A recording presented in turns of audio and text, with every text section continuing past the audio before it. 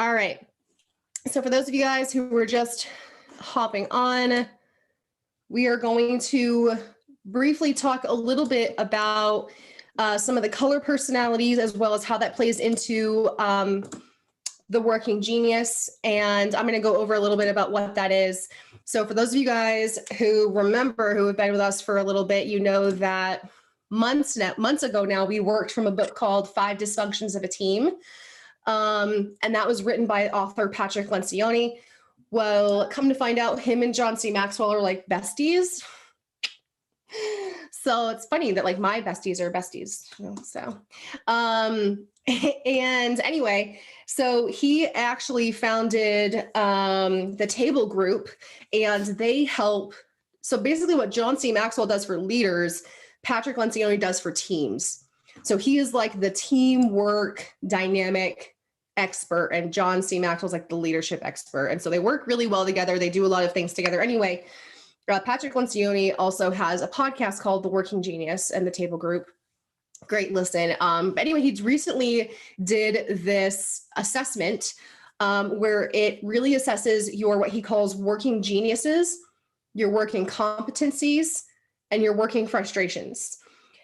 And what this basically means is everybody has areas, or what we now call zones of genius, areas where they're really good, you know, equally kind of as good. But then also your working frustration. So the things that you're not really good at, and he doesn't call them weaknesses. And there's a reason for it, because I don't necessarily think it is a weakness. It's just where our source of frustration comes from when we are in a working environment, when we are in a group setting, which I think is really fitting for the team, for the beginning of the teamwork assessment that we're going to be doing over the next few weeks. Because understanding your personal working genius and your personal working frustrations is so key to also understanding your team's working genius and frustrations, because it helps you learn how to use people where they work best, how to help them avoid working primarily in their area of frustration, because they're not going to be as effective and the team is really going to suffer as a whole if everybody is kind of forcing themselves or feeling like they are forced to work in this form of their character that just isn't natural for them. And you're always going to feel kind of like you're falling short or failing, and you're not going to be very motivated or driven to do the things you need to do or show up how you want to show up. So I'll go through here. I'll actually screen share and I'll try to kind of zip through this. So I know like it's going to be pretty quick. So I know people are going to have lots of questions. If you need the link on where to take the assessment, it's $12. Well, it's $24.99 or whatever. But if you use code Maxwell, all caps, you get half off. So it's $12. But the assessment is really nice because it also comes with a lot of problem solving techniques and some other things. So it's not just the assessment itself.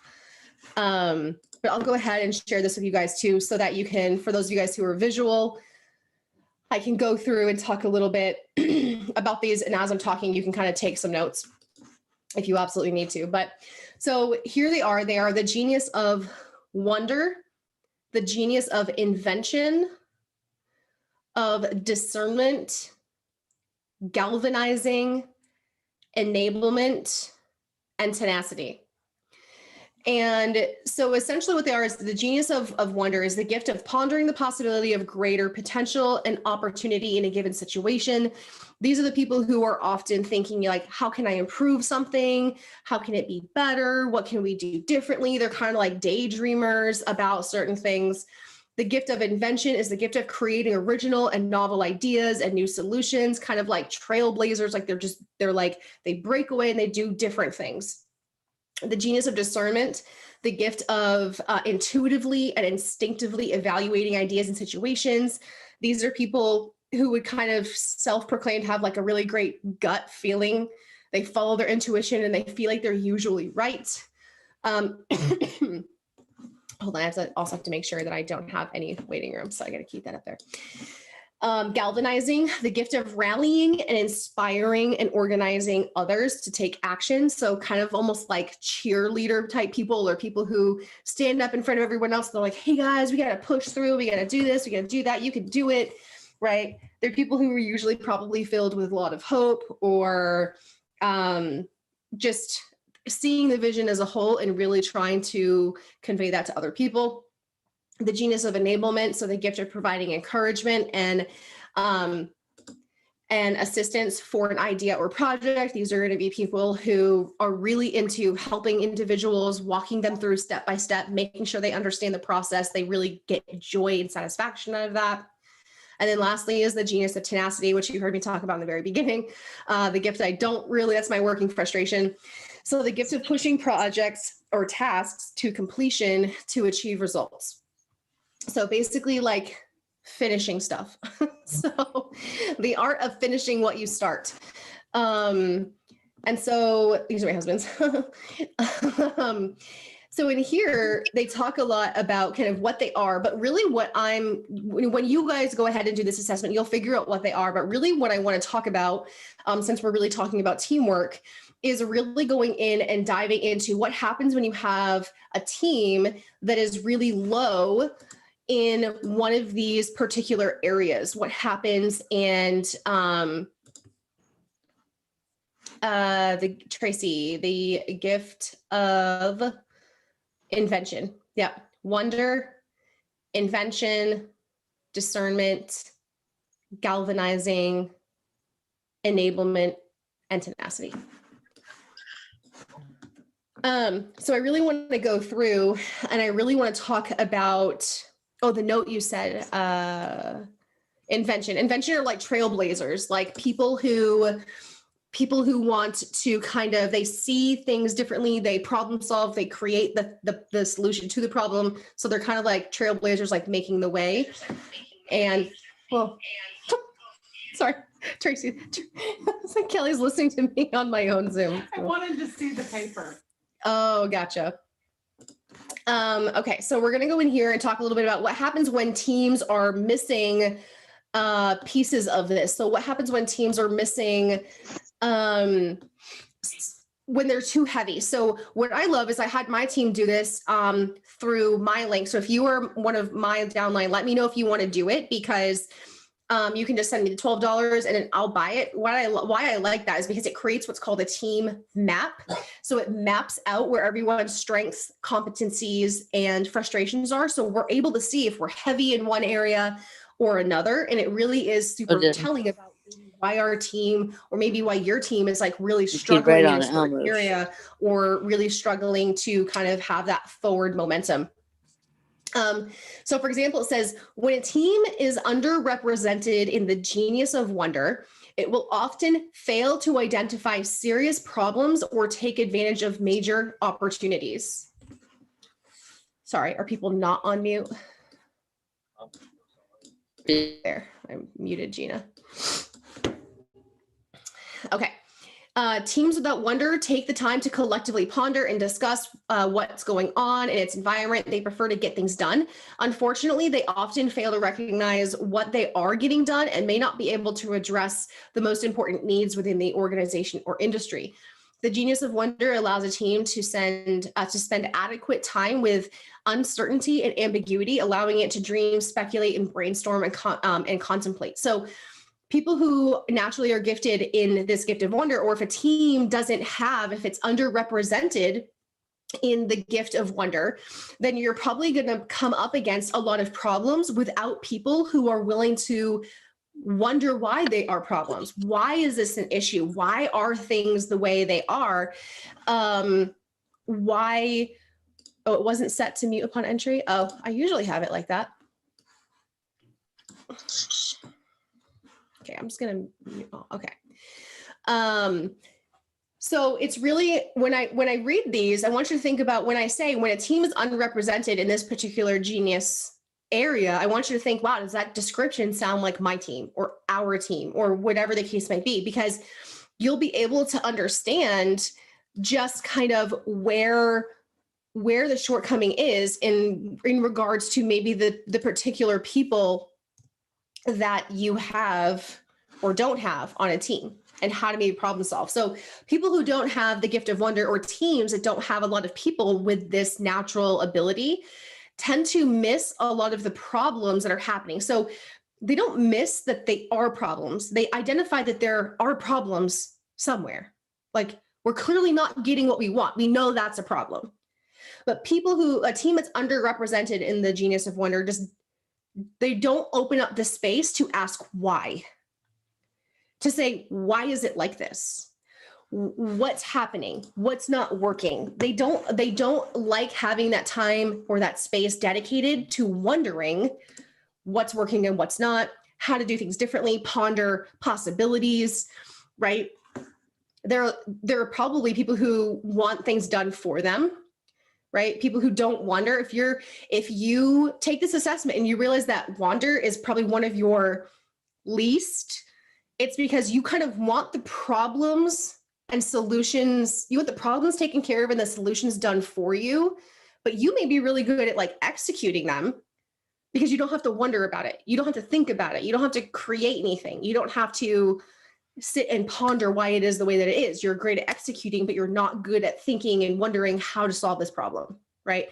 So you might be struggling in this area, right? So I don't know if you are on your team and you're like, we know that there's a problem, we just don't know what the hell it is. You are underrepresented in the Genius of Wonder on your team. Moving on to Invention, when its team is underrepresented in the Genius of Invention, it may find itself revisiting the same problems again and again and again, and frustrated that little progress is being made.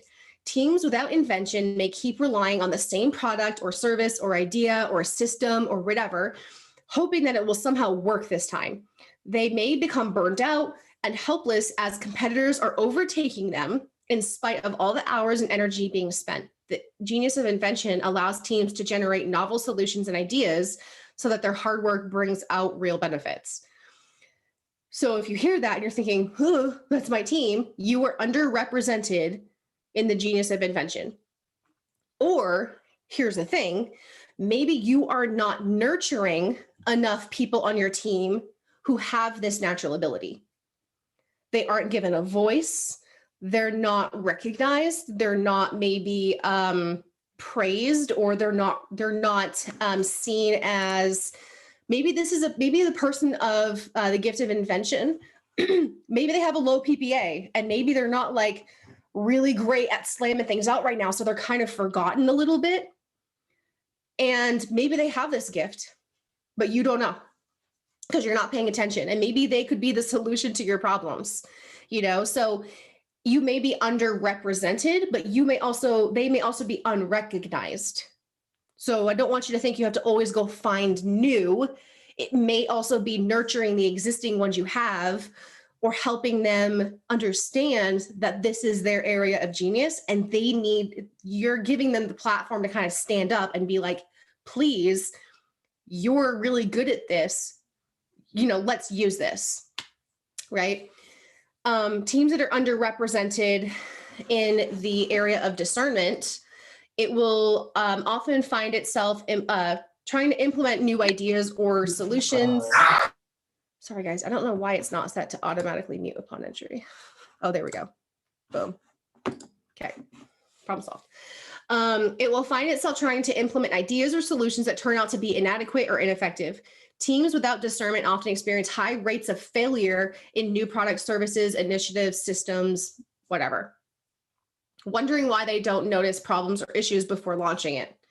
Again, it's probably because you're not paying enough attention to that gut feeling, or you're not paying enough attention to the details or certain things that you're not really good at seeing problems before they become problems. You only recognize it as a problem once it's already caused problems. They often experience tension and blaming between the people who come up with the new idea and those tasked with implementing it. So this is the blame game. If you find a lot of people on your team like to play the blame game, chances are that they don't have the genius of discernment. Okay. Galvanizing. When a team is underrepresented in the Genius of Galvanizing, it will often fail to act on ideas or initiatives that once seemed promising. Teams with this problem will wonder why less innovative competitors are experiencing much more success than they are. Without galvanizing, teams fail to generate the enthusiasm and support necessary to get a new idea or program off the ground. leaving them feeling conceptually brilliant and practically deficient. So they're like, we know we could be great, but we're not being great, right? So that team is underrepresented in the genius of galvanizing. Enablement. When a team is underrepresented in the genius of enablement, it will experience a lack of enthusiasm and camaraderie, leaving programs and projects to wilt or wither. Teams without enablement fail to respond to the passion and energy of the galvanizer. Good ideas fail to get traction, leaving team members to feel frustrated and isolated. The genius of enablement ensures that team members have the needed support and volunteerism that moves ideas and projects into the first stages of implementation. So these are people who are helpers, they are nurturers, they are the ones that really go ahead and create that community that you see and feel. Without enablers, you probably wouldn't have as cohesive of a community, as supportive of a community. So they're incredibly necessary. Tenacity, the last one, is when a team is underrepresented in the genius of tenacity, it will often fail to complete projects according to desired standards or to complete them at all. Teams without tenacity find their collective energy and focus diminishing as soon as an endeavor loses its novelty, meaning like as soon as it's not cool or fun or exciting anymore. And people move on to the next shiny object or emergency. The genius of tenacity ensures that teams finish well and allows them to see the full impact of an idea and project realized in the real world.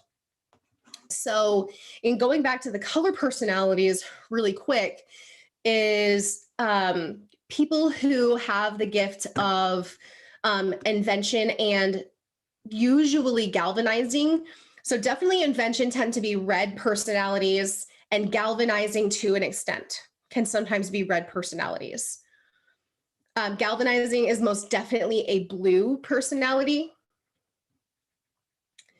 as well as wonder. So wonder and galvanizing tend to be pretty blue associated personalities. Enablement and discernment are very yellow, and tenacity is very green. So now that you know the color personalities with those, sometimes you can start to understand if you are a person, if you're like, wow, tenacity was one of my lowest, I guarantee one of your stronger colors is blue. Because blue personalities struggle to finish what they start, because they are constantly bouncing from new idea to the next fun idea to the next thing that keeps their attention and makes them feel excited and energized. And as soon as something feels boring or like necessary, they want to move on. So if you're a blue person, you struggle with tenacity. If you are red, you struggle with enablement, because you look at enablement as the way the world looks at the word enabler, right? As bad, as like you're somehow enabling people to do things. You are, she's taking notes. I am taking notes. Yeah. So like enablement, you look at it like hand holding, right? Like something you're like, ugh, I don't like that, right? Whereas a yellow person, that's their strength, is helping people and really nurturing their capacity. Wonder is going to be, obviously, I definitely think it can be pretty blue, but also it's funny because I think, Krista, wasn't this one of your top ones? Wasn't tenacity and wonder your top? I want to say, I think it was. It was wonder and tenacity. And I think that explains like why sometimes I don't follow through, because I'll bounce, because I'll find something else. I'm like, but that makes sense. And then I'll look like ADHD brain, basically. Right. Which is really funny because wonder is also actually like, it's not a very green trait. So, which is really weird because Krista is also very, very green, but typically this makes sense. So, like typically it makes sense, but in Krista's case, it doesn't really, but. So wonder struggles with green? Yeah, green typically struggles with wonder because they're very linear thinking. They are very like, it makes sense, is there data? And people who are naturally gifted in wonder are kind of lost in thought. They're like daydreamers. They're thinking about what could be. They're not focused on what is. And then galvanizing is also really blue because you gotta think it's like a cheerleader. You're like, you can do this. You know, like those are the people who are rooting for everybody and like they can come in at, you know, the last quarter of the game when you're one touchdown down and they're just like, they'll give you the speech of the lifetime and you just go and run for, you know, yards and yards and yards and score the winning touchdown, right? Like that's a person who is galvanizing, right? That's what I said, Haley. I said, you know what? She always makes fun of herself for being the cheerleader, but it's actually pretty true. It's actually one of her gifts. And so now that we know that, I want you to understand how important it is to assess yourself in these areas of genius and your working frustrations. So I will be vulnerable for a bit and use myself as an example. Enablement and tenacity is my working frustration, which means I am in a really frustrated state. I am in a state of overwhelm. We got a whole party in here. I am just not in my zone of genius. I'm not at the best version of myself when I am having to do enabling or when I have to have tenacity. So my primary ones, my zone of genius is galvanizing and invention. I want to create solutions to problems. I want to trailblaze. I want to rally people around that new thought, that new idea, that new system. But enablement's my last one. I want to trailblaze it and I want to build it and I want to put all the work in, but I don't want to hold your hand and walk you down it. That's my frustration. So I am in my zone of genius and I love it when I am creating and building new things and solving problems and being like a visionary. Like that is my thing. I love it. But as soon as someone's like, but how do I do this? But can you help me do it? Like, I'm like, like it's not like I don't get energized from that. That actually drains. I do it because I know, one, I need to cultivate it. Two, I know it's a necessity for being a productive leader, but it is one of my working frustrations. It is one of I don't derive energy from it. It takes energy from me. So I want you to really, that's kind of why we're talking about this, is because you have to understand what gives you energy and what takes energy. Because if you're constantly pouring yourself into projects and tasks where you are working in your area of frustration, you are going to feel your energy being sucked and sucked and sucked and sucked, and you're going to not have any joy. And things are going to just be like drained. You're going to feel drained. You're going to feel like you're constantly showing up and doing things that you don't love, right? Same with tenacity. I think because I'm galvanizing and I'm like, I want to create the system and I want people to implement the system, but because I don't want to handhold you and walk you through it, I don't necessarily want to finish. I want to start it. I want to think about it. I want to put all the pieces together. I want to assemble it and I want to go, here you go. Like, and then I want to move on to the next problem. Like I want to hand it off to someone whose gift is tenacity, right? Who's someone who doesn't want to invent stuff. They're like, I just want to finish things. I just want to complete them. I just want to see it come full circle. That's why I love having the team of mentors around me that I do, because I can just be like fire off all these ideas and all these things. And I can like pull from anywhere and just go, poof, it's a thing, but I can hand it off and go, you guys perfect it, make it awesome, implement it, finish it. You let me know what you need from me. That's why I know like when to hire people for things. Like, a social media manager, this, that, like you can like, I delegate.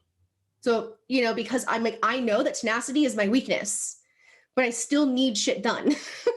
So that's why I have to delegate or else things don't get done. That's why I hire a house cleaner. Cause I'm like, I can't get distracted by cleaning my house and doing this because I won't finish it. And if I don't finish that, I won't finish my work. If I don't finish my work, I won't do this. So tenacity is my weakness. And so is enablement. So again, like, but enablement is Tracy's strength. It's one of her strengths. Galvanizing is Alicia's strength. So Alicia and I are very similar in that we are both, that's why we're both in the chats and we're both like tough loving it all the time, really cheering you guys on, giving you like bringing you to church. But one of her other gifts and my other gifts don't match up. Like she don't want to sit around with me and be like, create stuff. She's like, bitch, don't invent the wheel. But when I reinvent the wheel, she's like, you got it. You go, girl. Like, reinvent the wheel, right? Because she's galvanizing. So she's like, you got this. You're awesome, blah, blah, blah. But she's like, I don't want to create it with you. I think what people got, if it works, it works. Like, great. Right. And that's perfect. So it's like, yeah, it's like, I want to do it, but I'll cheer you on. Right. She totally does. Like, if I come up with something, she's like, boo, do you. Like, I'll push it out all day long. I'll tell people like it's the best thing since sliced bread, but I don't want to sit down with you and like she don't want to see all my 20 whiteboards. And she gets distracted by like all my one answer texts, you know. She's like, girl, mute. Like, she can't. So, but again, like, enablement is one of her higher ones, and it's Tracy's higher ones, but it's not for me. So sometimes that can be a working area of frustration. So because it's Tracy's strength and it's my weakness, we may not always see eye to eye on how to handle certain situations, but that's okay. That's why it's important to know what your strength is, what your frustrations are, and what's going on around you in your team. It also helps me to recognize, like, I could sit here and I could be like hella mad at Alicia and think less of her as a leader because she doesn't want to trailblaze with me and create new systems and whatever, right? I could just be like, whatever. You know what I mean? But if I recognize that that is not an area of genius for her, that makes total sense. So what I am going to do is I'm going to, I don't want to say give her tasks, but if we have tasks to allocate, I'm not going to give her one. I'm like, hey, create this new system, because that's going to suck energy out of her. And that's not going to be her zone of genius. And she's not going to excel at it because she doesn't want to do it. She's not passionate about it. So what do? I give it to Krista. I give it to Tracy. I'm like, that's their area of genius. That's where they derive energy. They love that stuff, you know? And so, but again, like, Tracy gets really frustrated with the gift of invention. She's like, I don't freaking get it. I don't want to do it. I don't understand, like, whatever, you know? And it's like, that's where I come in. So when she sees a problem, she's like, hey girl, you're the problem seer thing. Help me. And then as soon as I help her, she can do whatever she can do, all the things, you know. It's almost like I need to be like her looking glass. And then that's all I need to do is find it. I just need to find it. And she can literally do all of that. Yeah, I'm a problem seer thing. Like, she'll like describe something and then I can like see the problem, go, this is the problem. I think this is what you should do. It should be like, got it, done. It was done yesterday. I got this. So literally it helps you be a better leader, and it helps you use people to the best of their ability. When you're using people to the best of their ability and they're working in their zone of genius, they feel impassioned, they feel useful, and they're more likely to continue doing those things. They're also getting a lot of that energy, so they're more likely to have this like stored up energy for their working frustrations. So when I'm allowed to operate in my galvanizing, inventive area, I have more energy to do the enablement. But when I'm constantly having to work in enablement mode, I have less patience and less joy and less energy to do the enabling. And I know my team, like my team that like I work with daily all the time, they know when I'm there. Because the language I use changes, the way I talk about it changes, my energy changes, like they know, right? And that's because I'm operating too much in my area of frustration. You know, when I see other people, when I see Alicia kind of down, when I see Trace, it's because they're not working in their area of genius. They're being forced to work in their area of frustration, and it's frustrating. So if you're a person who's not by nature in that area of invention, if you have big problems on your team and you know that there are problems, but you just don't know really what they are, and you struggle with that, like you're just like, my team is just kind of a shit show. I don't know what's going on, right? Like, what the heck? You're going to be frustrated because your gift is not invention, but you're being forced into that. You're being forced into being a problem seer thing, right? And you're like, I don't like that. That's not my gift. And it's draining. And now when you're constantly working in your area of frustration, you can't even do what you're good at. So like if Tracy is really experiencing problems like on her team and she's like, I know there's problems, I just can't, I'm not a problem seer thing. But so she's getting drained by that. She can't act in her gift of enablement because it's runneth dry. Right? Same, you get your cup. It's the same thing like personally. I'm sure you can apply this to your personal life, to your marriages, to your friendships. Like when you are not working in that area of genius, you are more drained. Making sense? All right. So now that you understand why I kind of brought that up, and it was definitely like, I don't want to say that's not necessarily how I intended, but when we took it, it just blended so seamlessly into the laws of teamwork. Because I think in order to truly excel with what we're going to cover here, you have to understand how individuals make up teams, because you can't take that part out of it. You can't take the fact that they're still individuals working together, and in order to help them work together the best they can in these ways, in these 17 laws, you have to understand and respect their working geniuses and their working frustrations. Because if you're not utilizing them appropriately, or you can't identify them, or you can't see them, or if you know that your team is like heavy in the genius of enablement, you're like, we can't have another enabler person. Like we can just not. It helps you have you can be better at recruiting, because you can see the people that you need. You're like, we need wanderers. We need inventors. We need people with tenacity, because you need to start balancing your team out in order to get stuff done, right? Like we said, if a team is like unbalanced in a certain way, you have these particular problems. So it also helps you identify who you need to recruit.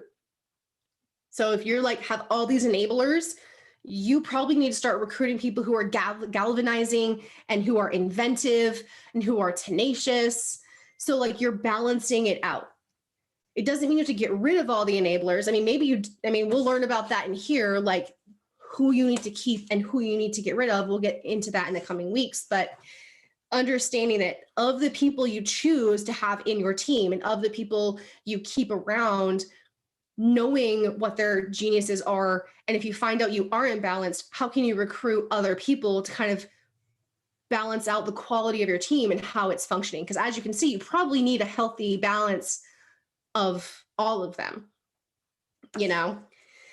So I'm going to go over the 17 laws. I'm just going to list them and give this super short description, and then we'll wrap up. We will not have, like I said, but for those who hopped on late, we will not have a leadership Zoom next Sunday because a lot of people are traveling back from Palooza, but we will carry on the following Sunday. So I'm just going to go ahead and I'm going to list off the 17 laws and like a super quick description of them. And so number one is the law of significance. One is too small a number to achieve greatness. So it's understanding the significance of teamwork. That's number one. Number two is the law of the big picture.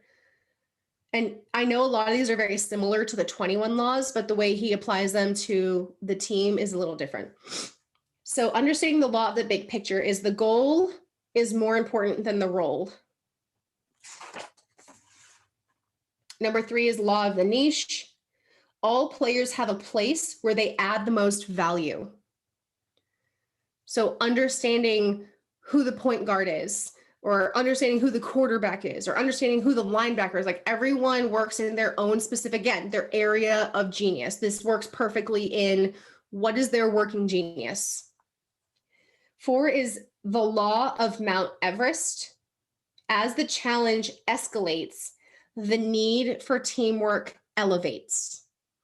So the bigger the challenge, the need for teamwork increases. So for a lot of you, if you're going for big goals and you're finding a lot of resistance, it's because you're trying to climb Mount Everest, but no one's really working together. You know, like everyone's just kind of like trying to, high up 200K. So if you're finding a lot of resistance, it's probably because you like more people need to rally together in like teamwork, not just the team, but also the work teamwork together, right? So as the challenge escalates, the need for teamwork elevates. Number 5, and this one is my favorite, and I can't wait to get into it, is the law of the chain. The strength of the team is impacted by its weakest link. And I had a conversation with my leaders the other day about about this, and we talked about it a little bit more in depth about like what I think maybe just us as a whole, as a team, or maybe experiencing some of our hardships we're experiencing, I think is we can really dive into this 5th law and find a lot of the solutions to our problems. 6, the law of the catalyst. Winning teams have players who make things happen. It talks about almost like in Thrive Army world, you would call it the law of the unicorn. That's essentially what the catalyst means. It's a unicorn. Finding that one person or finding those few people who just, they're like gasoline on a fire. They make it happen. Sometimes, and we say this all the time, and just in Lavelle and just in network marketing, all it takes is one person to change your business. That's the law of the catalyst, right? Again, I will always use the Patriots. So if you're not a Patriots fan, I don't care. Although they kind of suck now. So basically, I guess I'm a Tom Brady fan, I guess, if you want to put it that way. So again, look at it like this. Like, they sucked really bad until Tom Brady came. He was the law of the catalyst. Same with Michael Jordan and the Bulls, right? Same with LeBron James and the LA Lakers. Like, you all know the catalyst, right? So having that one person, and then they all found other great players that surrounded them, but it took the catalyst. Number 7 is the law of the compass. Vision gives team members direction and confidence. So again, this is where those working geniuses come into play. So people who are inventive and people who have wonder, and also maybe some people who have discernment will be really good to have in your corner when you are trying to do the things necessary within the law of the compass, because it helps to create and give more confidence around finding a solid direction and vision. Number 8 is the law of the bad apple. Rotten attitudes ruin a team. This goes along with the law of the chain. Number 9, the law of accountability, not accountability, but the law of accountability.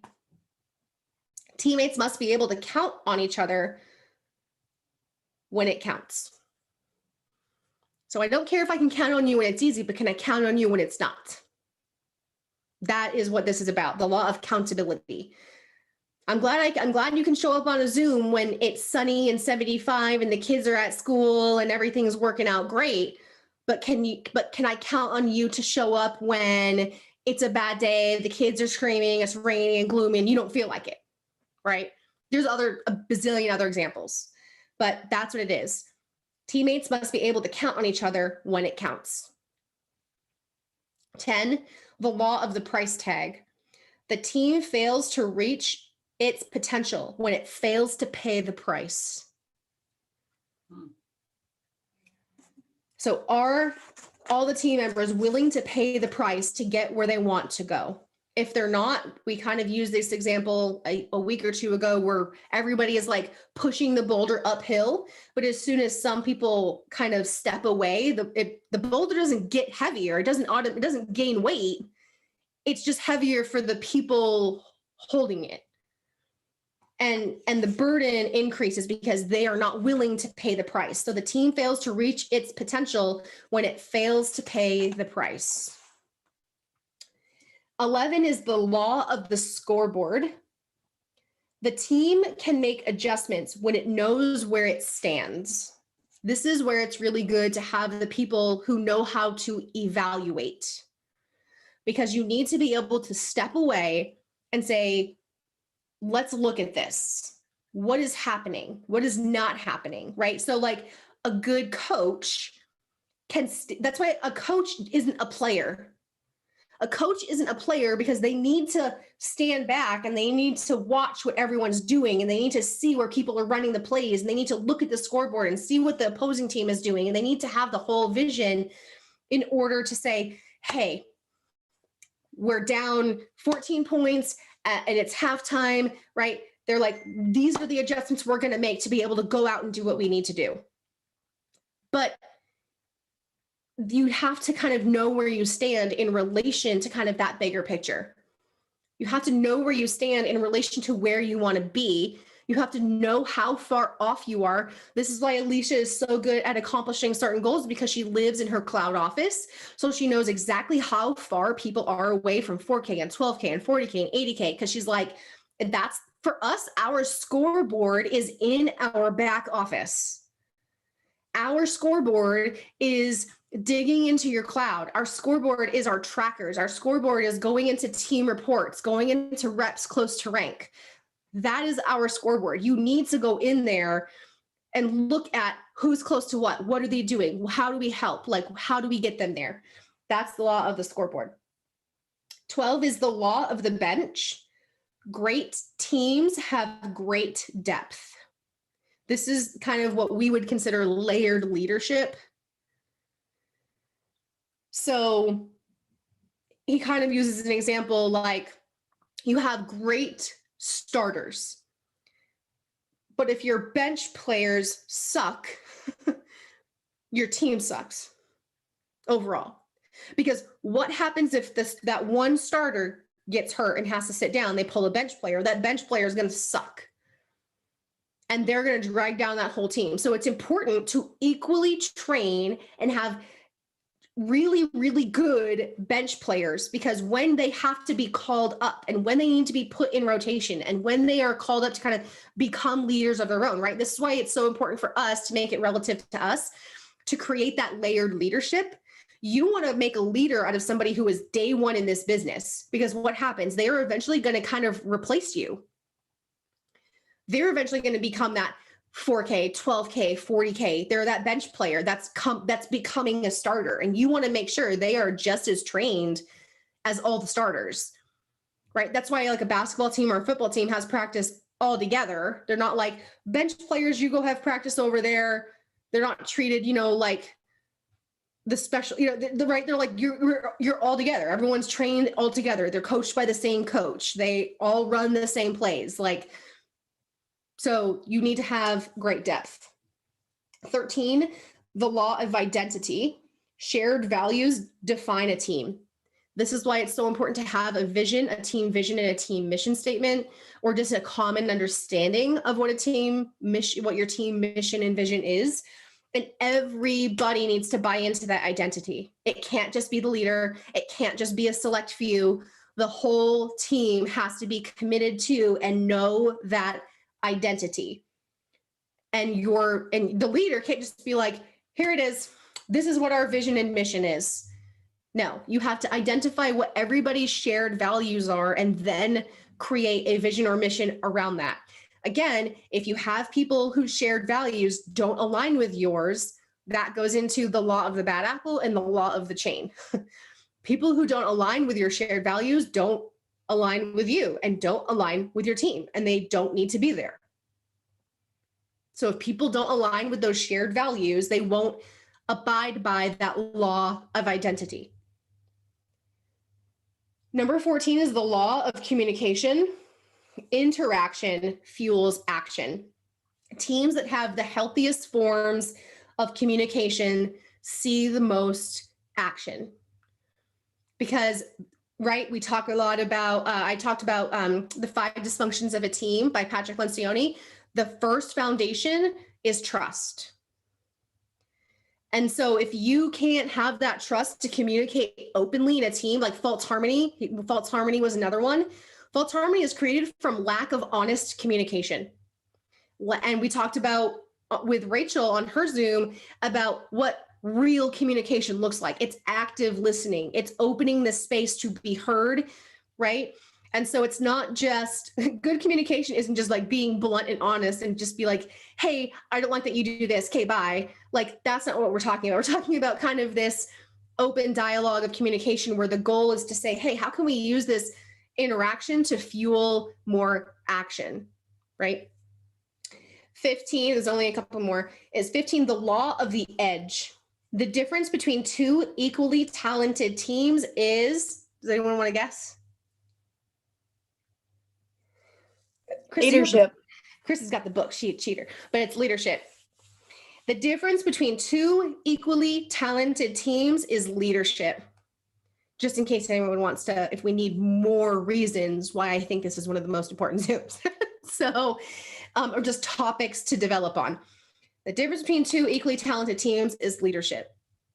It doesn't matter how talented, you can have the most talented players on a team, but if the coach is crap, it doesn't matter because they're not going to understand how to play together. They're not going to understand how to run routes together. They're not going to understand how to use one another's strengths. They're not going to have that big picture because they're on the field, right? So the difference is leadership. If your team is not getting where you want to go, on top of all the working geniuses and working frustrations we talked about, consider the law of the edge. Look at your leadership. And if you're like, yeah, my leadership is great, they squared away, they're doing the most, then look at you. Look at yourself. What kind of leader are you? Because it stops somewhere.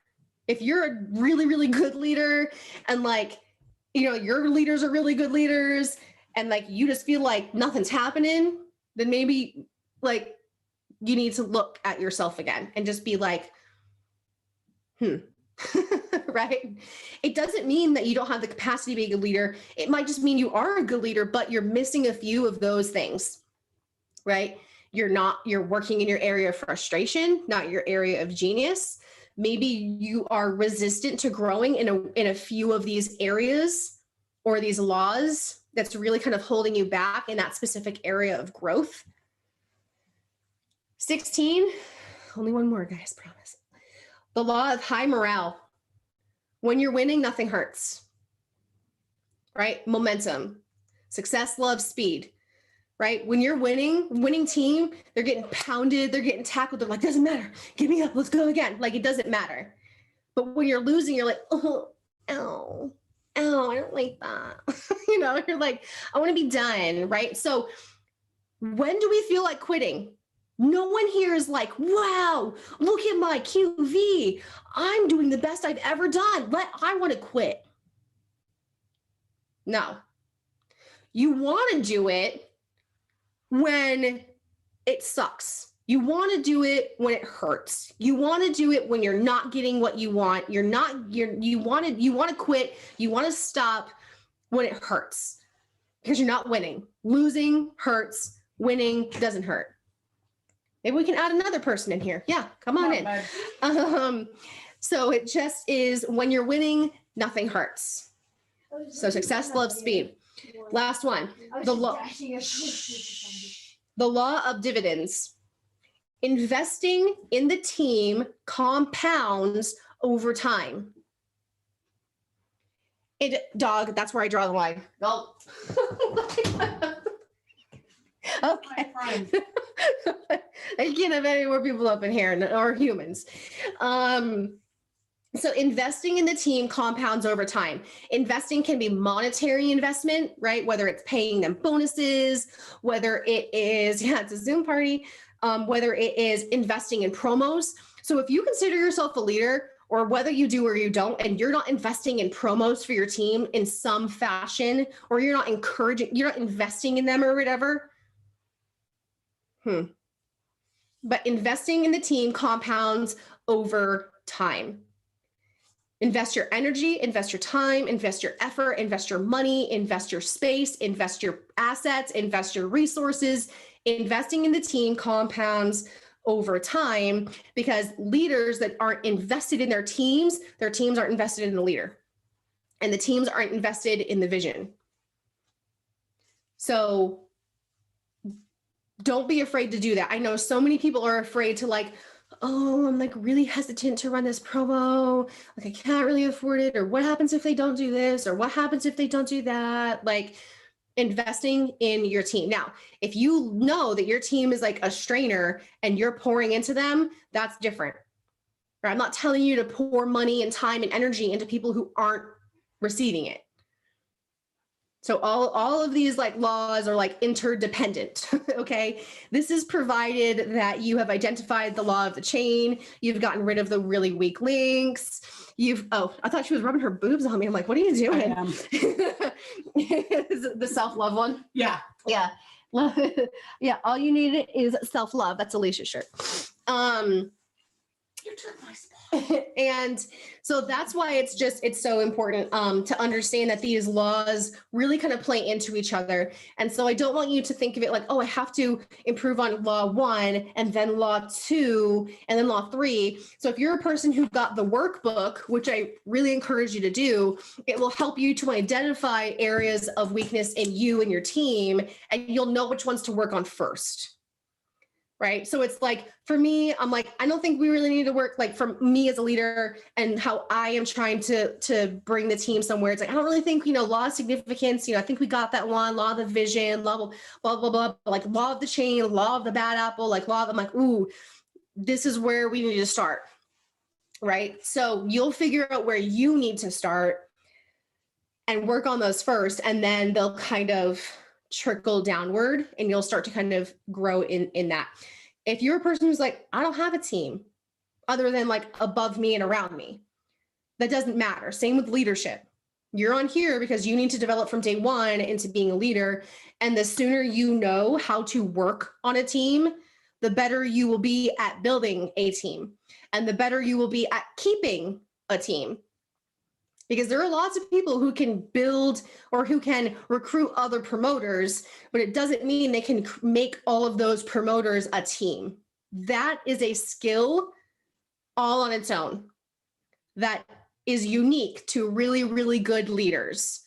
So there are recruiters who recruit good players. Then the coaches take all those good players and make them a team.